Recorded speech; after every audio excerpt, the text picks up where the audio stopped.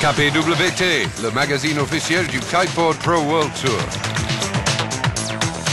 Bonjour et bienvenue pour cette 5e épreuve du circuit 2008 du KPWT. Aujourd'hui, nous nous rendons sur la côte sud-ouest de l'Europe au Portugal. Santa Cruz accueille plus de 40 pros parmi les meilleurs chevaucheurs de vagues de la planète, les Wave Riders, pour une épreuve exceptionnelle du Wave Master.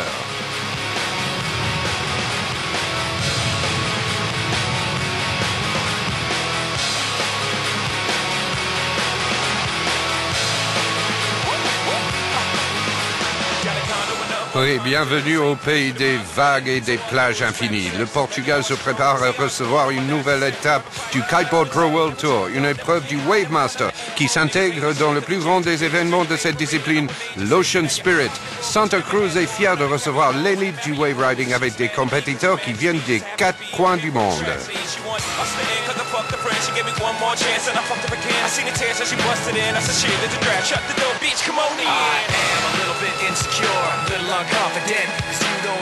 Tous les esprits de la mer sont ici réunis. C'est sûr, tout est prêt pour une semaine de folie, avec côte à côte les meilleurs spécialistes de toutes les disciplines wave. Le KPWT a rejoint ces esprits et cette incroyable célébration du monde des vagues pour un événement qui restera longtemps dans les mémoires.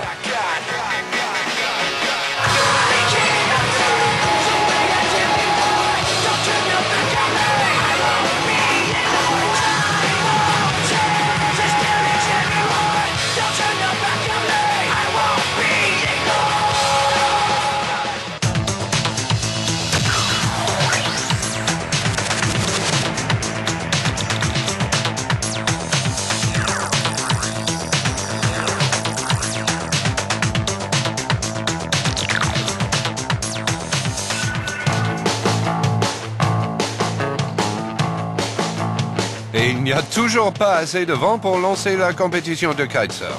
Une situation peu commune pour ce sport où le vent souffle d'habitude plutôt fort venant du nord. Mais Santa Cruz reste un paradis pour tous les sports nautiques. Alors tous les riders et même Frédéric Graffoil, le promoteur du tour, décident de participer à une compétition de triathlon très spéciale.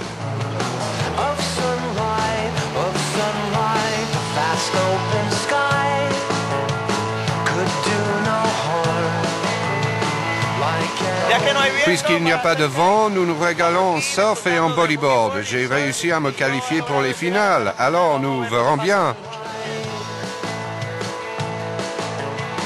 Mitu Montero fait la preuve qu'il est un homme de l'eau parfait alors qu'il rencontre Emmanuel en finale du bodyboard, pendant que José Luengo apprend difficilement le skimboard.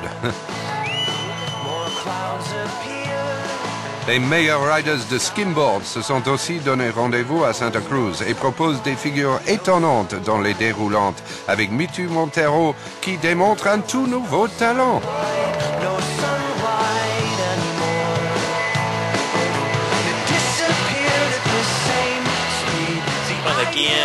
C'est une première pour moi ici à Santa Cruz et je profite de la plage. Maintenant, tout ce qu'il faut, c'est un peu de vent. Les vagues sont magnifiques avec de belles crêtes et nous pouvons surfer ou bodyboarder. Il est temps pour moi de faire toutes les épreuves du tour et d'avoir de bons résultats. Et puis j'essaierai d'amener le tour au Cap-Vert. Comme ça, j'aurai l'avantage du terrain, vous voyez ce que je veux dire. Là-bas, nous avons aussi de bonnes conditions de vent et de vagues.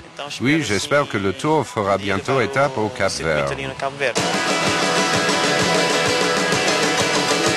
C'est l'heure de la compétition de kayak. La performance de Karishi Bevag est étonnante, qui lui permet de battre la concurrence et d'atteindre la finale. Elle finira 4e derrière 3 kayakeurs très expérimentés qui connaissent parfaitement les vagues de Santa Cruz.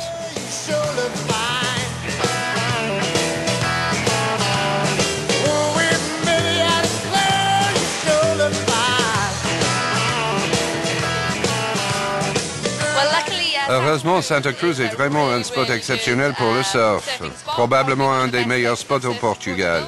Il y a toujours quelque chose à faire. Essayez d'autres disciplines comme le triathlon, skimboard, surf et kayak. Ça nous donne d'autres manières d'aborder les vagues. Alors on ne s'ennuie pas en attendant le vent. L'organisation ici est exceptionnelle. Étonnant la manière dont ils ont fait les choses. C'est un énorme festival à la gloire de l'océan. Alors, c'est génial. Le fun ne cesse jamais dans les eaux de Santa Cruz.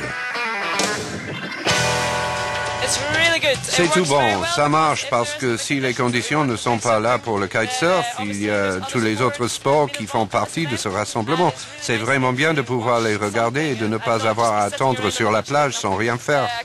Je fais de la compétition chez moi en Grande-Bretagne et je voulais voir comment était le niveau mondial, alors je suis venu sur le tour. Mon niveau s'y améliore tous les jours. Les gens sont sympas aussi, et puis voyager autour du monde en faisant quelque chose que tu adores, c'est parfait. C'est la première fois que je viens au Portugal et je pense que c'est un pays étonnant, très chaud et ensoleillé, juste parfait pour aller dans l'océan se rafraîchir. Des vagues incroyables et tous les jours du surf de qualité.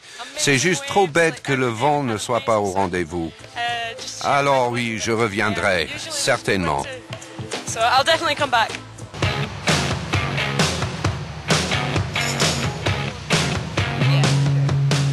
Effectivement, on a une 7 jours sans vent depuis le début de la semaine. Et puis là, on a fait une extension sur 2 jours.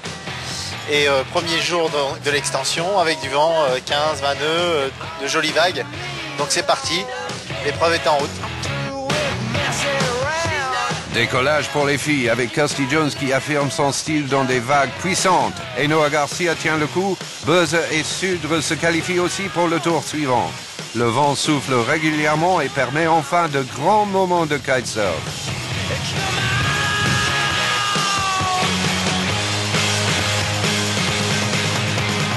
On a de belles épreuves, on a de super organisateurs, on a des nouveaux contrats avec des télés, on a un beau plateau de coureurs. Il y a Marc Vary qui est venu là sur l'épreuve de vague, donc c'est quand même agréable. On sent qu'il y a une progression à ce niveau-là. Et puis là, on a une dizaine de top riders dans les vagues, les meilleurs quoi.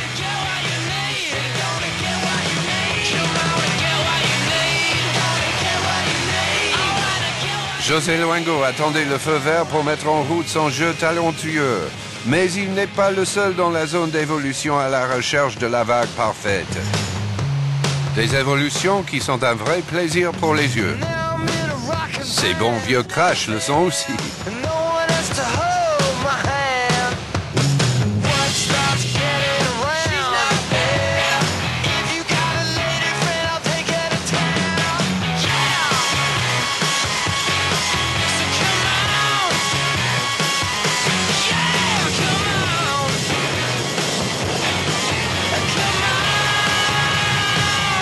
Mitu Montero attaque bille en tête et sa démonstration est étonnante. Mais son run est le dernier. Le vent fait mentir les prévisions et tombe rapidement. Ainsi, la compétition s'arrête avant son terme.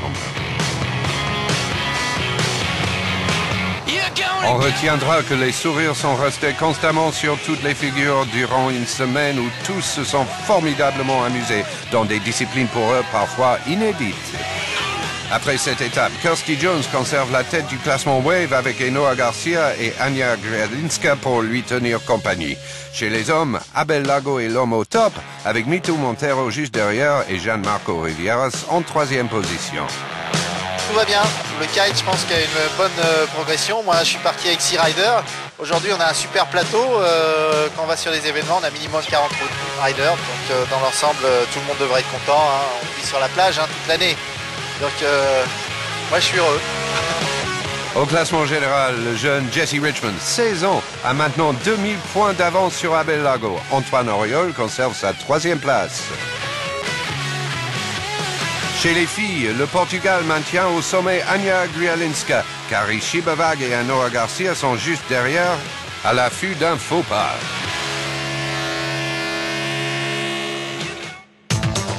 Ainsi se conclut l'étape portugaise du Tour. À bientôt à Cumbuco, Brésil, pour la 6e étape du KPWT.